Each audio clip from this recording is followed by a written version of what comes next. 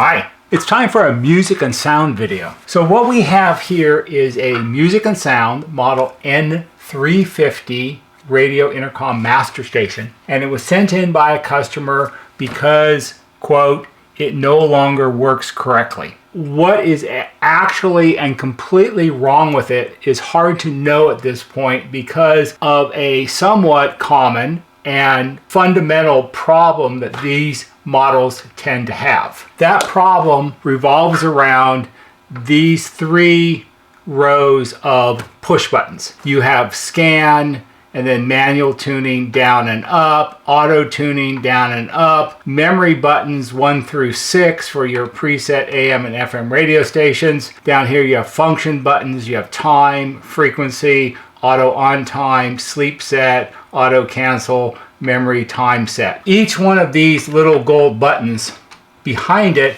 has a small tactile switch. Tactile switch just means that it's a little tiny switch, and when you push the button with your finger, you push the switch and make it do something. A common problem on these is that the little tactile switches behind the gold buttons fail. When enough of them have failed, it's almost as if you're putting your fingers over all the buttons at one time and pushing. It's not designed to have 5 or 6 or 8 buttons all pressed at one time. You're only supposed to press one button at a time. They jam up the system. I'm going to zoom in on the display, and then I'm going to turn the power on, which would turn the radio on. It's set to FM and radio, and I'm going to turn it on, and you can see what the display does. All right, we're zoomed in on the display. It shows the time as being set as 1:11, I think it's AM, a little hard to see. Little orange numbers, not as bright as they should be, which could indicate other problems also. So what I'm going to do is I'm going to turn the power on switch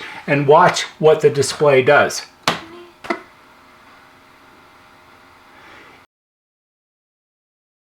It begins scanning immediately all on its own, and if you listened very carefully, you might have heard a little blip of a radio station that comes in every now and then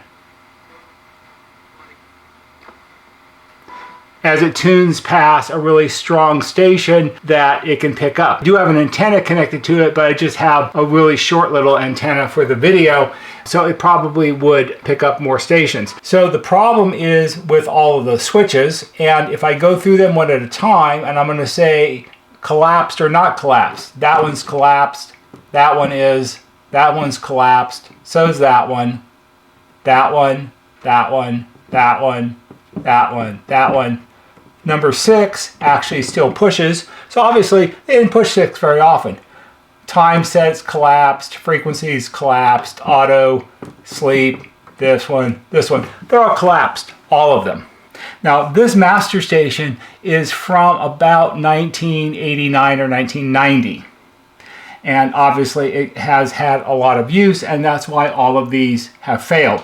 All of these need to be replaced. Now, I'm going to link in another video where I go into greater detail about the switches, and I'll put one of those little pop-up things up here for you to go to if you're interested in that. The problem that we have when you have a system in this condition is, obviously this is all a problem, but what else might be wrong with it?